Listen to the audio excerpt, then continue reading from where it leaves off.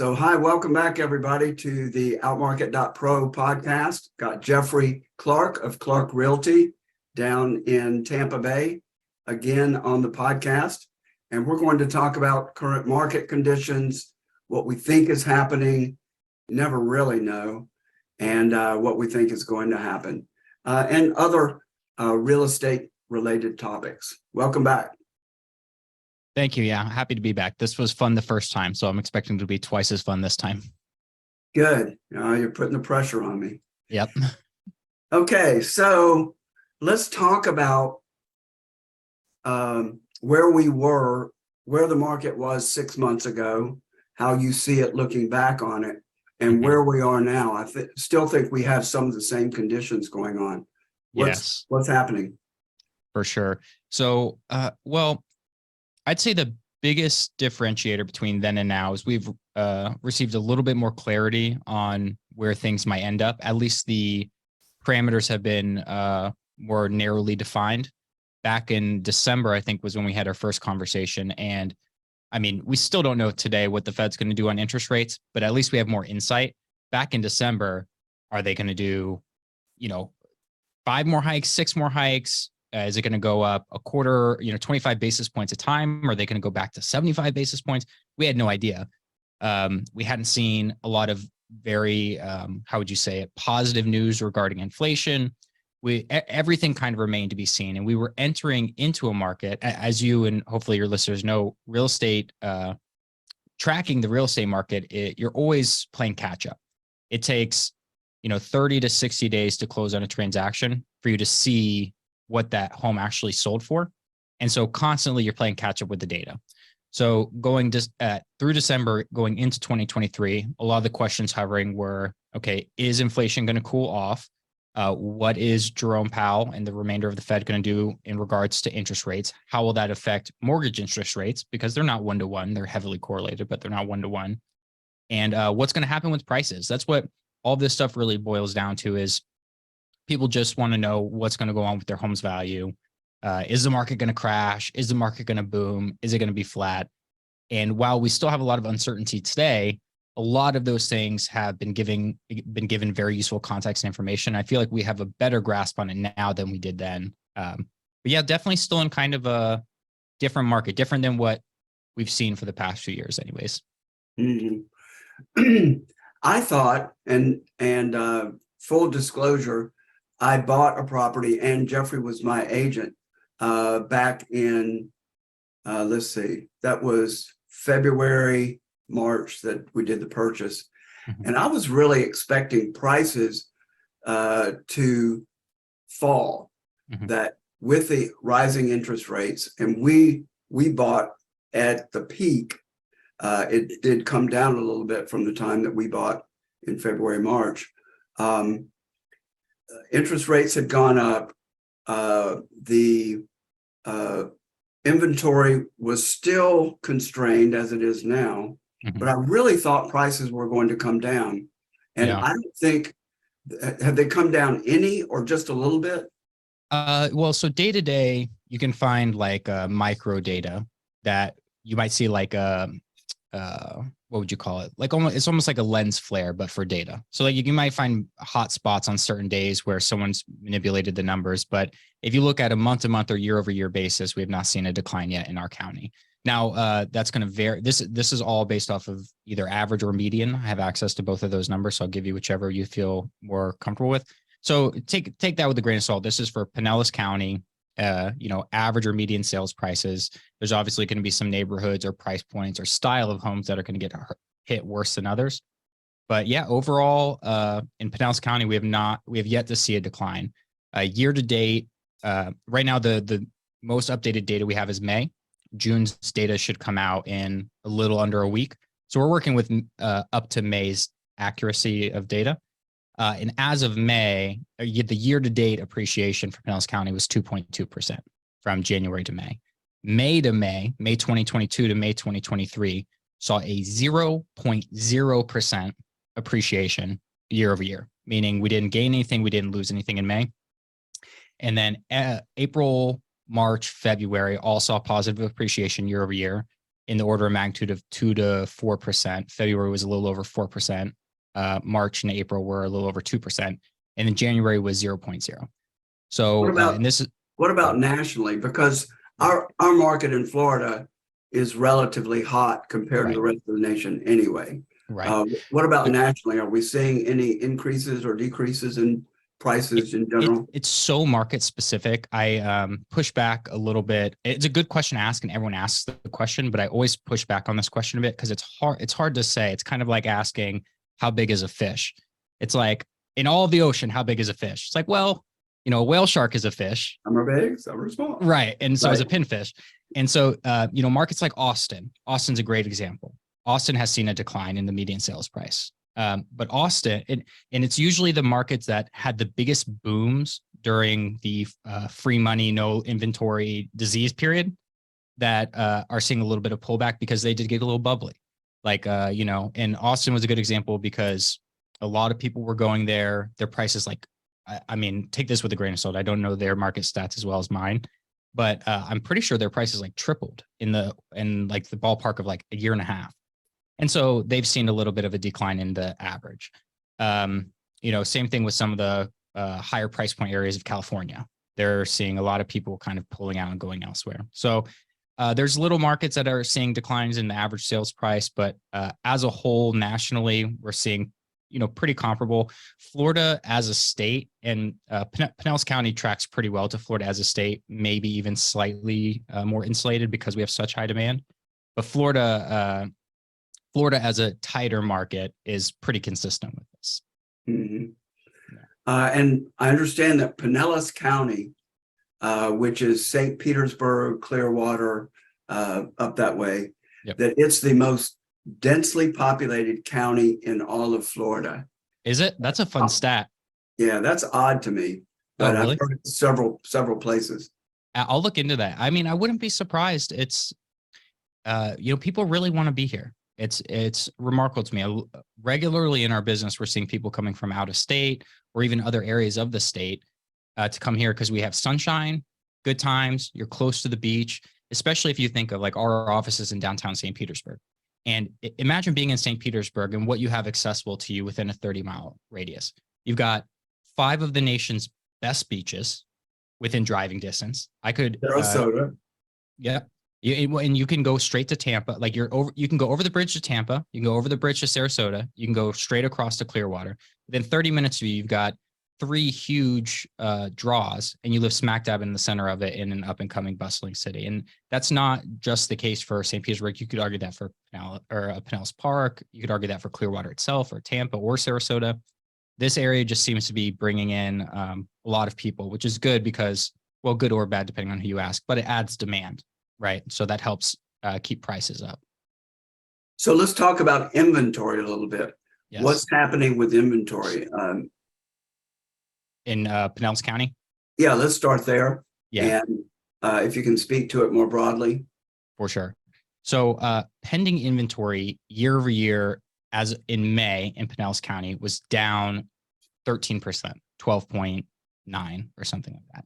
So we lost inventory, right? And so as everybody knows, price is just a function of supply and demand. If you're losing supply, then equivalent demand will cause an increase in price.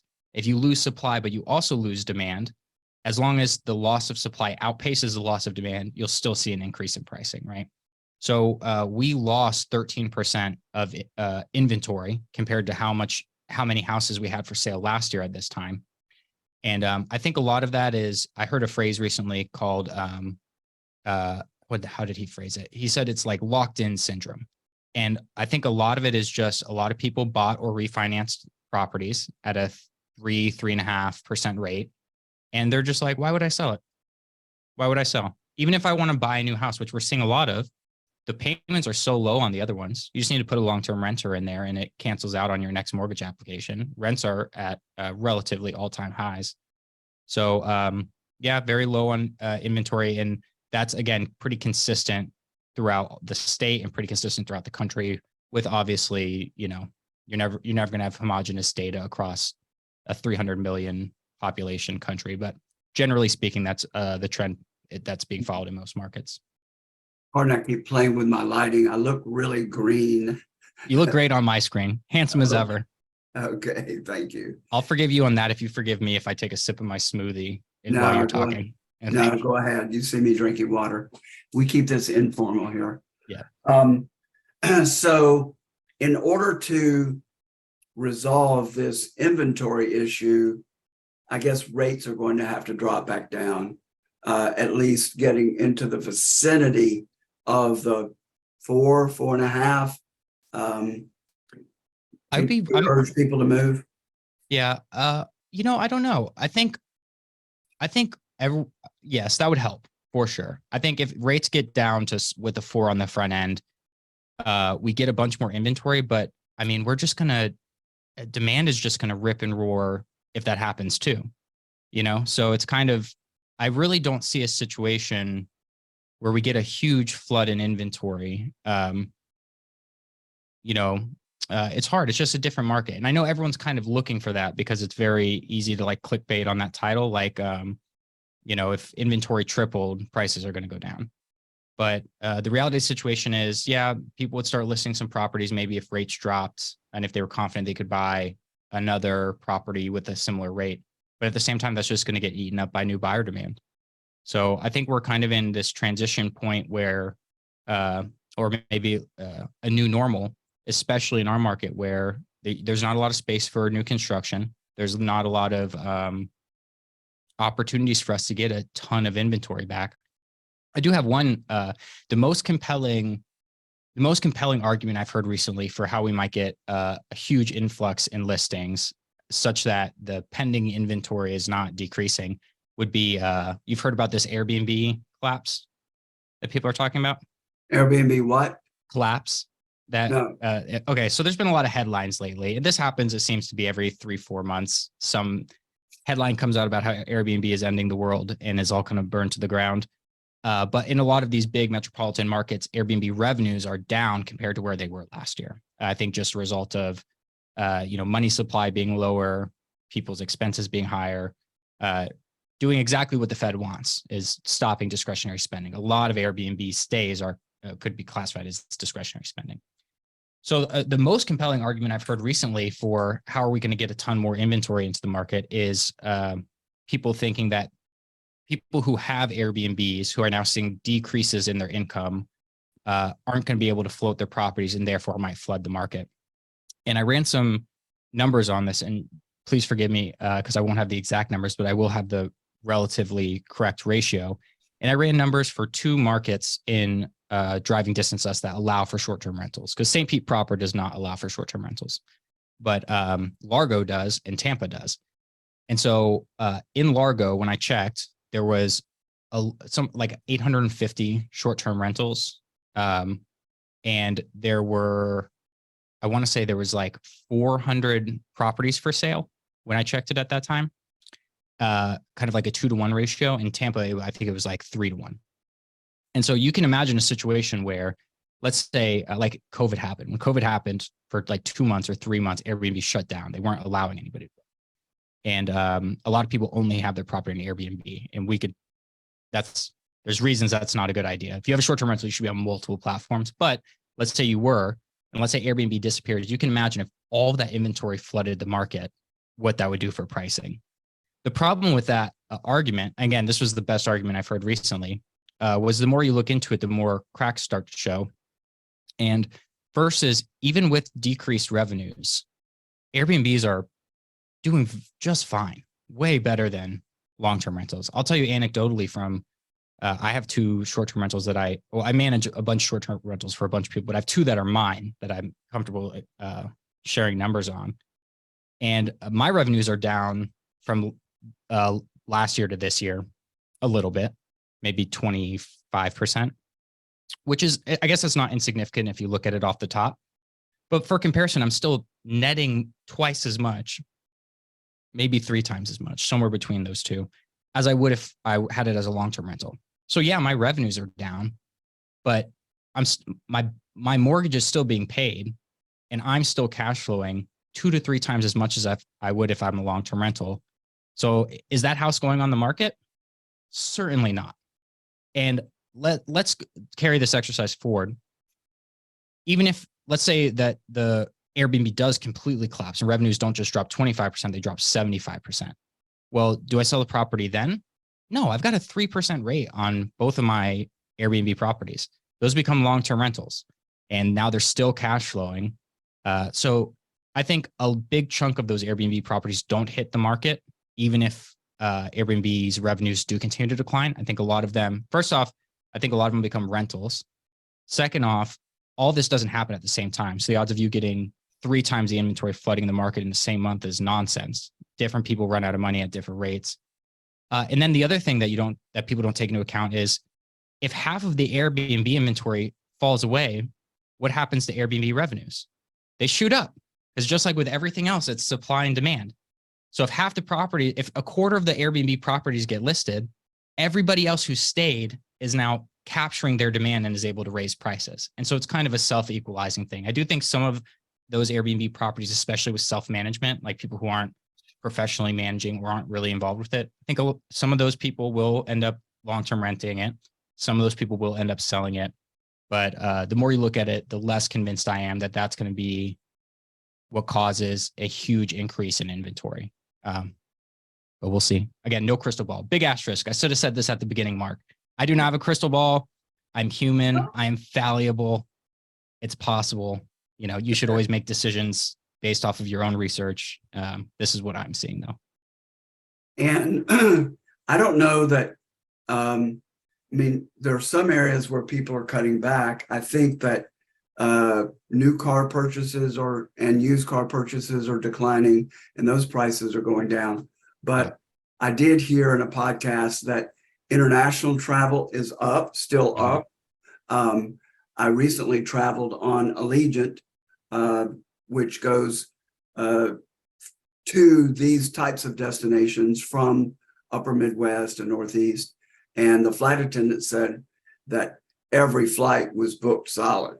Yeah. So, and the theory I'm hearing is that people are still feeling the remnants of being pent up during COVID. Yeah. And I think some spending is going down, but not everything. And travel is not. So that would not point to an Airbnb problem. For sure. Right. And I should say too, like, anytime I talk about market data or whatever, I'm always looking at it. I'm always looking at the numbers in terms of like their ratio.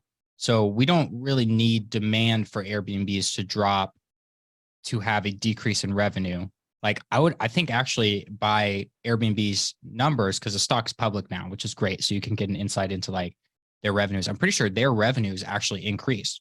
So demand for Airbnb's proper might have gone up. I don't know enough to say, but I do know for sure that supply of Airbnbs have gone up. And I think that's one of the major contributors to the decrease in revenue in some of these markets.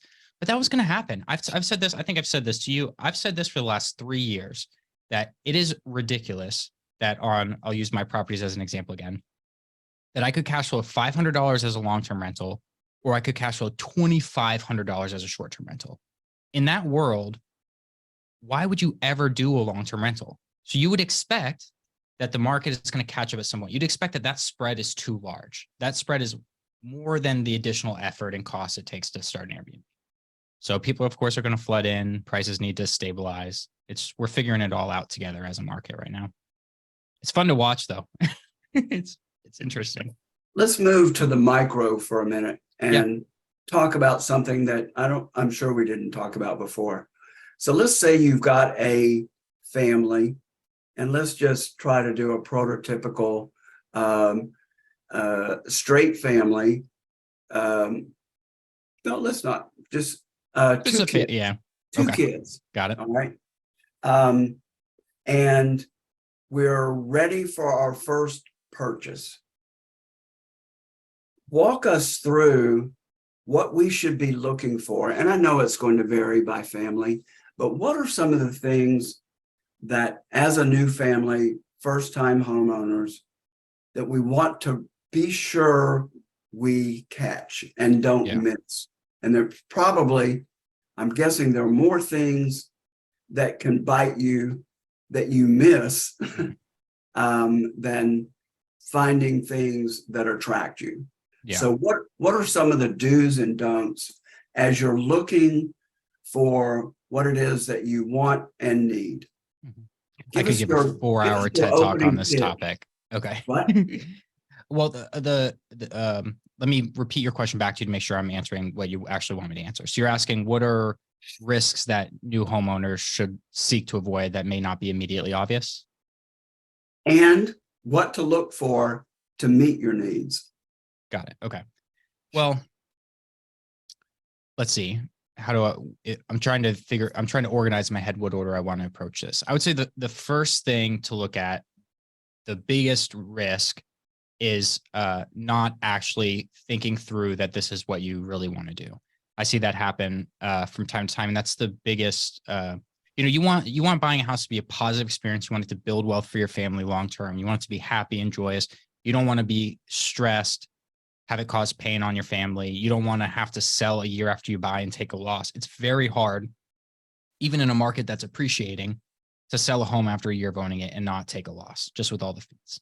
So the first step is identify the you risk, meaning, am I comfortable staying here for the next 3 to 5 years? That's generally the advised minimum that you should stay a place to make a little money and not, or at least break even, be low risk for losing money. That's the first question. Second question is, and built into that actually, so 1B is, are my motivations appropriate and am I actually getting what I need? Sometimes, so we do our best to advise people with what we can see, but at the end of the day, it's their decision. And one of our core values is operate with integrity. So we find ourselves often asking people to double check themselves on things. In your example, if you have 2 kids and you're looking in this market and you're tight on funds, and so maybe you're only looking at 2 ones and your kids are 3 and 5 right now, and it's a boy and a girl, like really think about that. Are you comfortable if in 5 years from now, you're still in this home, that you are then whatever 12-year-old son and 8-year-old daughter are still sharing a bedroom? Or is this going to be a problem long term? People tend to want to get into the house because that's what they feel like they need to do. And it's sometimes better to wait a year, get your ducks in a row, and make sure you're making the right decision. This is a 10-year play, not a 10-month play. That's the first thing. Second thing is, I kind of already touched on, but make sure it actually works for your family. If you've got a 100-pound dog, maybe don't look at houses that have a 0.1 acre lot size where there's no yard out back. If you have 2 kids and they're of different genders and you don't want them to share a room moving forward, you might want to take that into consideration. Just being very realistic about the long-term plans of your house. The average person lives in their house 7 to 9 years. So planning ahead for that. You want to make sure that the age of all the major systems is to your liking. Now, thankfully, your financing and your insurance are going to be very buyer protective of you. Like unless you're paying cash, your lender's going to need to make sure that your home meets basic condition requirements. And those basic condition requirements are the big ticket safety items. So you're kind of protected from that, but just because something's not an issue today where you can get a loan doesn't mean that it's not likely that it'll be an issue a year from now. And I see all the time, you get an inspection, you get back, it says, hey, the roof's got, 6 years of life left, which is insurable. I think insurance agents want to see 3 years, maybe something like that. 3 to 5. But hey, if you're buying a house that has 6 years of roof left, you're gonna have to put on a $10,000 roof in 5 years. So you got to plan for that. These are all like speaking of big ticket items. Yeah. What about home warranties? Yeah, home warranties are a great tool. Home warranties they're a great tool, but they're not the save-all. Like I really like home warranties, especially as a negotiation tool in inspection periods. Oftentimes, you can turn a small issue that the seller may not be willing to fix into a home warranty plan that protects and solves not only the issue you're looking at, for instance, a faulty HVAC or something, or like an older HVAC that may be working but on its last leg. You can get that home warranty paid by the seller so that they don't have to fix it before closing, but now you're protected for the next year at a cost that's relatively reasonable to the seller, so they're likely to accept. Where you have to be careful with home warranties is, as with anything else, there's tiered systems, and different home warranty programs have different copays, different home warranty programs have different timetables, different home warranty programs have different appliances they actually cover or don't cover. So my advice on that is do your due diligence. You know, if this is going to be your protection, if this is designed to protect you from having a big out-of-pocket expense in that first year, which is so critical because there's always a bunch of expenses in the first year. It's just how it goes. Do your due diligence on your home warranty, and the agent that you're working with, as long as they're a good one, will help you with that. But yeah, I love them. If you can get the seller to agree to one, then they're great. I'd rather have a brand new HVAC, but if I can't get that, I'll take a home warranty. Mm-hmm. And do you have certain ones that you will steer a seller? Let's say you're the buyer's agent, certain types and tiers that you'll recommend to the seller's agent. Hey, we want one with no less than $500 deductible, blah, blah, blah. Yeah. Yeah. So the way that we end up presenting this is it's almost always in an inspection period. Sometimes this gets negotiated in the initial offer, but very rarely. Like I said, usually we use it to solve problems that may arise in an inspection period. And we'll write up on an addendum what we're requesting, and then we will ship it over to the seller. So we ideally, as a buyer's representative in that situation, you want to take away the option of choice from the seller. You want to come to them with the name of the company, the tier of the plan, and the deadline. So ideally, we take that out of their control at all. And the interesting thing is, this is why it's so silly and it's so important to just check these tiers. The difference between the lowest and the highest tier is a few $100. It's like $400 or $650. So it's not a hill the seller's going to die on. They're not going to die on $250 difference to sell a $400,000 house. If they do, then they're just being silly. But, you know, they're not going to die on that difference. So I'm always of the opinion on the buyer side, we should ask for as much as we possibly can to get those things. And we clearly define what we want. Any other pitfalls or promises to look for when you're buying a new house with this fictitious couple that we talked about? Yeah, I think look at the age of the major systems, make sure it works with your budget, that you'll either be able to replace it or that you have a long enough timetable. Look at school zones. I know these people already have 2 kids, but a lot of young like I've sold a couple houses where people bought these houses like 2-3 years ago. You know, freshly married, newlyweds, parents helped them with down payment, got a house. And then 3 years in, they want to try for a baby, but they hate the school zone. So they sell. And you do, like I said, you really don't want to sell a house in the first few years. There hasn't been enough time. So school zones, look into school zones. That couple that you used as an example already has kids, so they should be already thinking about it. If they're not, they should be. It's always good to be in relatively established neighborhoods because they have a better track record. This doesn't mean avoid new construction, but it just means, you know, if you have a neighborhood that's been around for 20 years, it's more established. This is similar advice to what Dave Ramsey gives too. You don't want to be the biggest house in the neighborhood. It's better to be the small fish than it is to be king of the hill when it comes to real estate. A couple of pretty comprehensive studies have proved that. If you're the biggest house in the neighborhood, you're going to get a lower dollar per square foot than you would if you were the smallest house. Also, you know, if you think about the demand dynamics in that situation, how many people would rather be the pretty nice 3-2 in the neighborhood full of 5-4 mansions versus being the guy who's going to buy the 5-4 mansion in a neighborhood full of 3-2s? So that's a thing. You want to be conforming to your neighborhood or maybe just under. That's a better spot to be. What else is important? You know, proximity to all the normal stuff. You want to be close to a grocery store. You want to be close to a Starbucks if you can, or a gas station. You know, if you have to drive 20 minutes to get to your nearest grocery store, your resale is not going to be as well as it could have been. Now, thankfully, a lot of those factors come in when you purchase it. So you'll be paying less than you would have if it were close to a grocery store. But these are just things to factor. It's such a cliche, but, you know, location. It matters. Cool. Okay, let's switch gears. Let's do it. So I haven't been in this position, but I've heard of people that are, where they're ready to sell their house and there are major renovations that need to be made. Yeah. And to me, there would be nothing more heartbreaking than redoing a kitchen on your way out of a house. Yeah. So, and And I think bathrooms, kitchens, there are probably other areas. But talk to me. Let's say somebody's just moved into the house. They've got an older kitchen. They've got older bathrooms that haven't been renovated in a while. The price was okay. What they paid for it was okay. So they didn't pay a price that warranted a new kitchen. So it was priced in. What should a new owner's priority be in updating kitchens, bathrooms? You probably can give me other examples. Yes. When should that happen?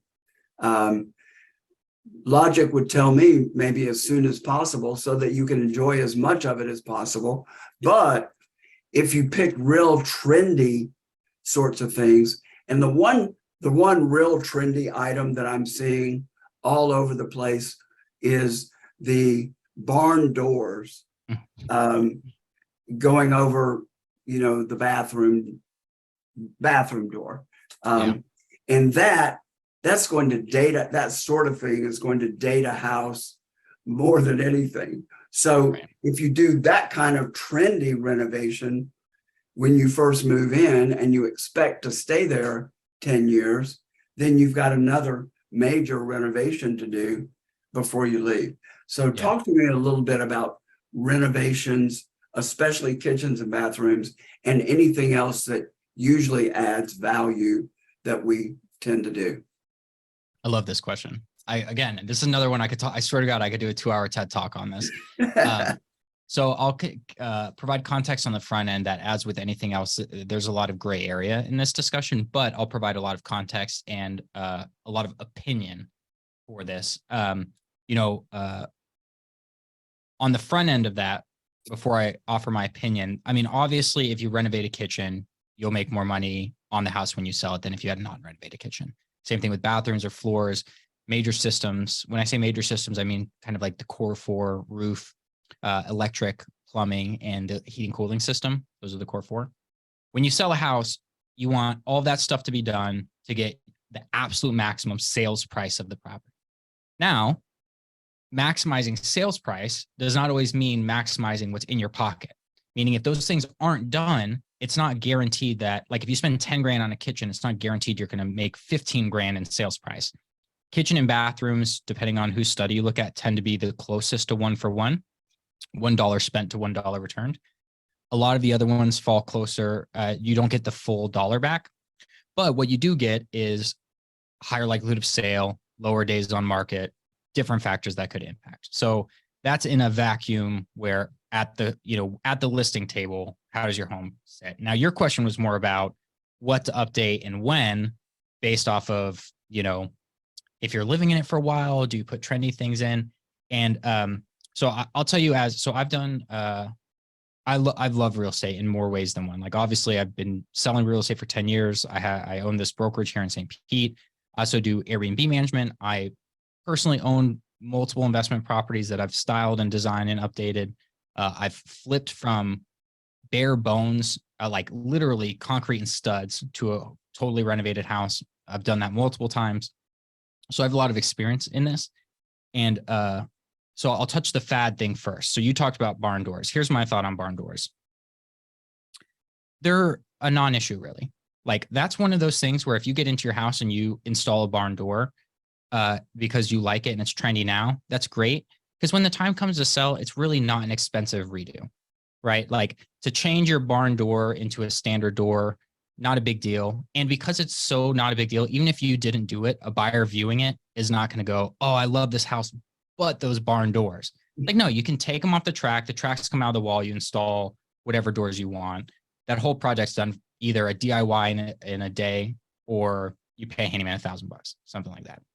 Now, that's different on a kitchen, right? Let's say you did some really crazy, you did like bright orange cabinets or something like this. This is a problem when you go to resell, because it was trendy for what it was. Like, a good example is you see like these 1960s, 1970s bathrooms that have like the bright pink tile or bright blue tile, super dated and expensive to fix.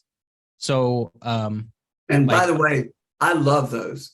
oh, I do Um, too. I'm a huge fan so of those. Yeah. yeah, I tidied it up a little bit, like I refreshed it, but I left one of my bathrooms in Gainesville in its original condition. And so like a 1960s, cool blue tile. I cleaned up the tub and I changed the vanity to be a little bit more modern, but I like it. It adds style. But I've seen some that I don't like also, in fairness. There's some hues of green that I think they could have done without back in the day. But so almond tree. it's a balance, and it is sad sometimes because I'll we'll go to list a house and they do a bunch of renovations. It's like, you've lived here the last 10 years. You should have just gotten yourself a nice kitchen. You've been using a crappy kitchen for 10 years and then you put in this beautiful kitchen, you never even got to use it. So here's my general advice. If you care and if it matters to you, upgrade the property so that you can enjoy it. On the big ticket things, go safe. If you want to add character in the spots that are easy to fix. For instance, renovate the kitchen, put normal countertops, normal cabinets. If you want to go crazy with the backsplash, right? I can change backsplash in an afternoon. I can't change cabinets in an afternoon. Add your character, add your pop, your trend, but do it in the smaller parts that are easier to change down the road. But if you have the resources, you're going to be there for a while, fix your house up. Your house is your home. I'm a huge believer in the area you surround yourself in is manifests itself in other aspects of your life. But if you're going to go trendy, if you're going to go really funky, go funky on the small stuff. Otherwise, protect your investment. It's a good idea. Good thoughts there. For example, our cabinets, kitchen cabinets, seem to be solid, but the door fronts have problems. Right. So things like just upgrading the door fronts, right, is, I think, would be a good investment. I haven't priced them yet, but those are solid wood, right? Even the fronts. Yes. Yeah. You could even it's hard because there's varying tiers. Like the way I would handle your property if it were an investment property, like I might just sand it down and repaint it because those are solid wood. Solid wood never goes out of style. The paint goes out of style, but the wood never does. I don't think you could go wrong with any situation there. One thing that I focus on, and I don't think most people do, but let's just talk about it for those who might be interested, is I'm really focused on energy efficiency and optimizing the efficiency of. So the first thing I did was had insulation added in the attic, and took care of those sorts of things.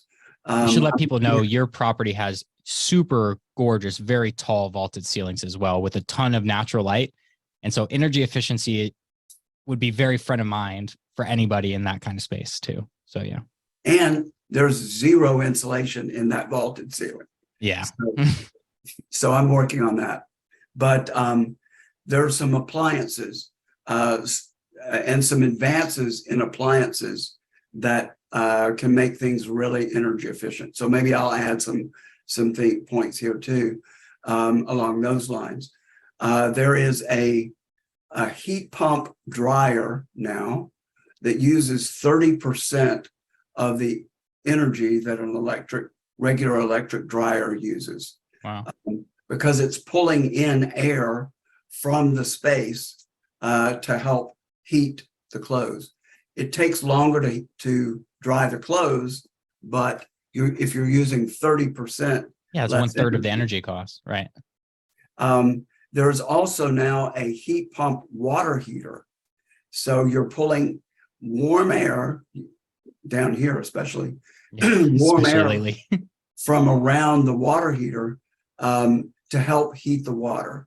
And that uses 30% of the energy that a standard water heater does. If you've got a new water heater, a water heater jacket, the insulated jacket saves a lot of energy. So that's something. And you can even tell how much, because if you go and touch the outside of your water heater, it's not even warm to the touch usually. But if you put a jacket on it and you put your hand up underneath it, it's kind of nasty with fiberglass, but the water heater is literally hot. Yeah. So that saves a good bit.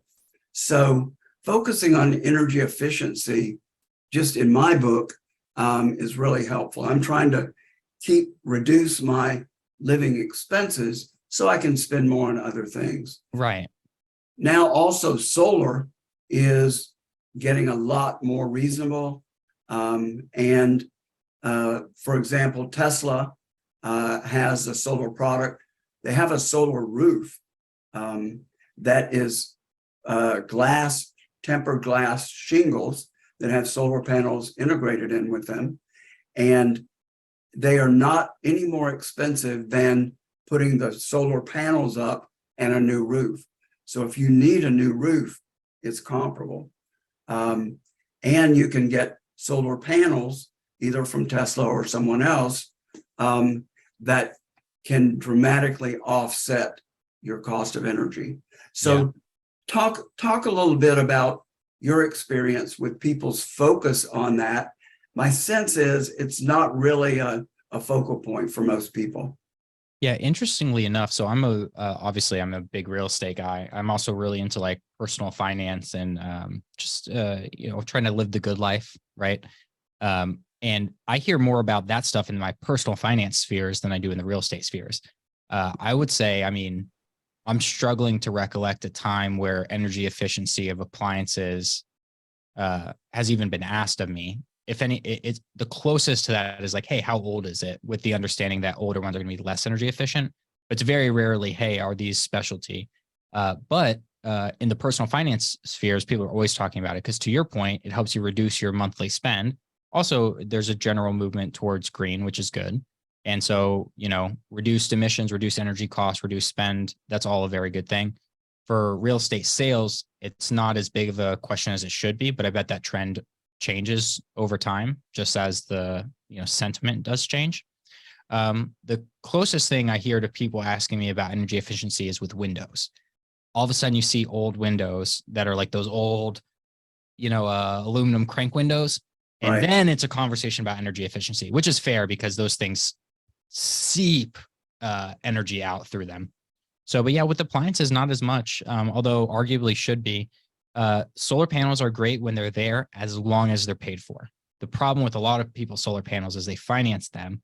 They list their house for, let's say, 300, and then the buyer goes to make an offer and realizes there's a $15,000 loan attached to it with the solar panels they're expected to take on. Which, even if the property's worth 315, the way a lot of agents market it, and I think maybe this is bigger problem with the way agents market it than it is with the solar panels themselves. But so often it's like, hey, the house is 300. By the way, there's $15,000 in debt you're going to have to take on with the house, rather than just being 315 up front and we'll pay off the panels. And so that comes as a shock to people. But when they're paid for, it's great because they put a printout of that utility bill on the counter and it's like $20. And the buyer goes, it's like the old cartoons where the eyes pop out of the head. Yeah. Yeah. And worse yet is leasing a solar system. Yeah. Because that can lock you into something where you can't pass it along to the next buyer. Yeah. So leasing, I don't think on solar is almost never recommended. But Right. for example, and I've seen I'm sorry, go ahead. don't finish up. I've seen I've seen the math, and there's circumstances where I find it very compelling, even if you couldn't afford to pay cash to finance the panels, because the payment might be less than what your electric bill would be once they're installed. But if you're going to do that, again, this ties into the point I was talking about before, you need to think long term. Housing is a 10-year plan. It has to work for at least 10 years, right? And so plan it out long term. And if the time comes where you do need to sell it, be willing and able to pay that off, and don't get caught in a position where, like, you buy a house, you put solar panels on it, and then a year later you have to sell, because already, like we talked about, you don't even have equity in the home after all your expenses are paid, let alone enough to pay off the panels. So as with anything else in housing, take your time, be diligent, run your numbers, make sure it makes sense long term, and don't put yourself in a situation where you're stressed. Housing's supposed to be protective, wealth building, and comfortable, not stressful, draining, and miserable. Yeah, let me give you, very good. Let me give you specifics on this. Now, I got a general proposal from Tesla. The engineers are going to come back and do a very specific one. Yeah.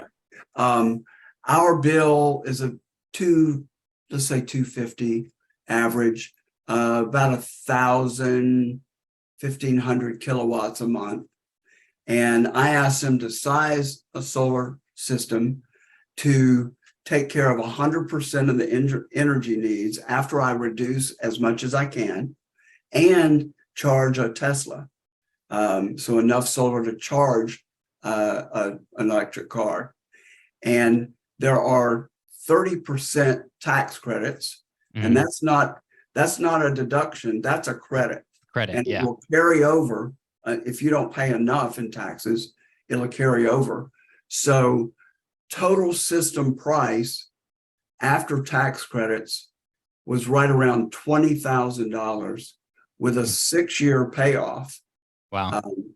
To break even, unless that takes away all of your electric payments and would charge your car. Yep. That sounds fine to me. Yep. Especially if, again, as long as your plan is to be there for those 6 years, or if not, you're comfortable with knowing that you're comfortable with marketing it the better way if you go to sell. Yeah. See, like that situation's a no brainer, especially the audience. Well, the audience might know you or might not know you. If you don't know Mark, that is right up Mark's alley. Mark is like on it like a bonnet when it comes to anything tech related, energy efficiency related. He is so forward thinking and forward minded. That just seems so on brand for you that, yeah. And you're also the kind of guy who would do your due diligence and run your numbers. A lot of people, unfortunately, and I am not, no industry is all good or all bad. There's great realtors, there's bad realtors. There's great solar panel salesmen, there's bad solar panel salesmen. And if you find yourself within a week of knowing about solar panels, then signing the paperwork and you haven't run any of the numbers, you haven't looked into anything, you're probably making a mistake. But knowing you, I know you're doing your due diligence, and what you described to me sounds reasonable. What is 20K over 6 months? That'd be like a little over $3,000 a year. So what, like $300 a month? I think it was a little less. It was close to what I pay. Yeah, that's great. And again, the key thing there is it's also charging your car. That's this is the future.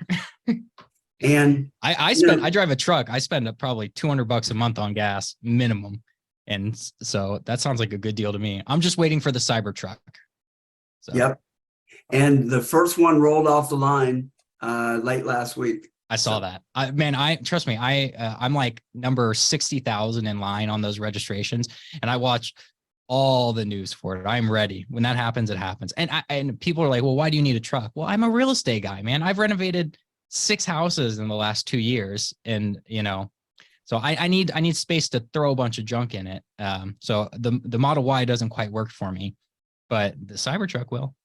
Plus, you'll be able to power your power tools from the back of the truck, right? Plugging into an outlet. So, yeah. Let's see. There was one more thing about the solar.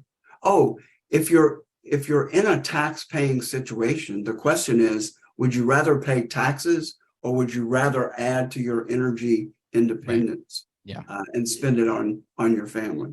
So. Right. I bet a lot of people aren't really understanding the difference between like a deduction and a credit. I see that happen from time to time, especially with the electric vehicles purchase. People misunderstood a lot of that. It's like, no, a credit is worth 3 times more than a deduction. Yeah. Do you want to define it a little more? Yeah. Well, one is literally just taking it off your tax bill, right? If you owe 10 grand in taxes and they're giving you a $5,000 credit, you owe 5 grand in taxes now, versus a $5,000 deduction. You do not have to pay taxes on that $5,000 of income, which, depending on your tax rate, I'm just going to assume a 33% tax rate to be, so about a third. So one is worth 5 grand. The other is worth 1/3 of 5 grand. One is literally subtracting it from your tax bill. The other is just subtracting potential income you would have to pay. And deductions are great, but I'd rather have a credit. Right. It's a credit as an actual refund. Yeah, it's money. It's good as cash. And starting next year, you're going to be able, if you're buying an electric car, you're going to be able to take it off when you buy the car. Yeah. So you won't have to wait to get it back in your taxes. Right. And that's a $7,500 tax credit. For most vehicles, I think it's under $80,000.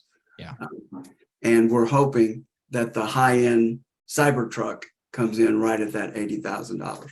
Right. And hopefully there's also a weight limit where above that amount, if you buy it in a business name, you can also like write off 100% of the depreciation in the first year.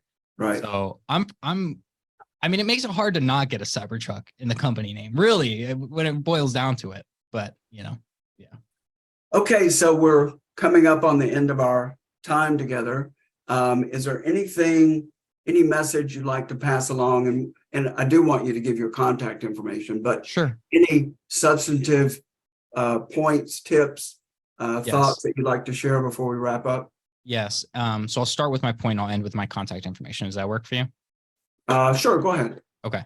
So yeah, the key thing for anyone who's made it this far and who's listening, I just want to reaffirm that nobody knows what's going on in the future. And I know people hear this a lot, and so it's easy to dismiss it, or you'll hear people speculating, or even me speculating in these podcasts as to what may happen. The reality of the situation is nobody knows. Where we stand now, inflation's been cooling off a little bit. We got a really good report, the last inflation report that came out. I think the expectation is maybe we'll see one more rate hike, maybe two more rate hikes, but we seem to be approaching the end of this. This is all good news for us, but nobody knows what's going on in the future, including people like me who own real estate companies and have been doing this for a decade. We're all at the behest of the market. It's like swimming in the ocean, right? Like you can try to swim to shore, but if the riptide comes, it's going to pull you. There's nothing you can do, and you couldn't see it coming. So if you're making any real estate decisions, do what I said before. Be responsible, take the time, find good counsel, find someone with the heart of an educator, not the heart of a salesperson, who's going to walk you through the process and make the right decision for you and your family. And do not make decisions based off of what you think the market is going to do in the next 6 months, because it does not matter.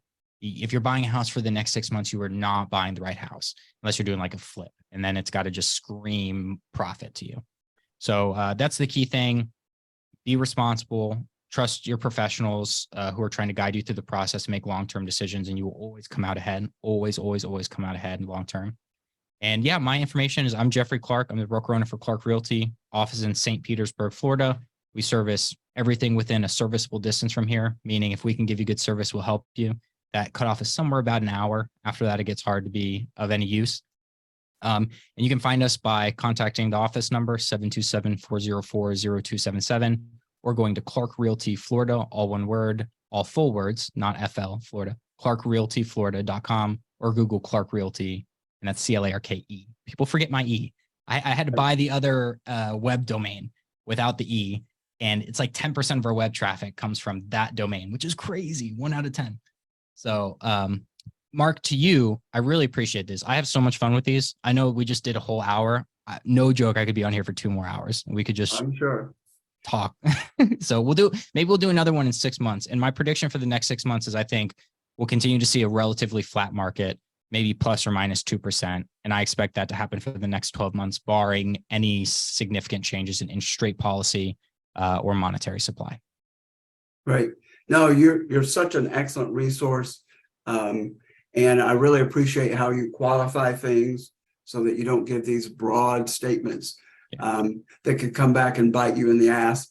Right. So I really enjoy these conversations too. And yes, let's make this a regular thing and talk about local market as well as national trends. So awesome. Thanks so much, everybody. Appreciate you coming to the outmarket.pro podcast. If you like it, please click the like button, subscribe, click that notification bell so that you get notice of new podcasts. And we do one almost every week. And we'll look forward to seeing you on the next one.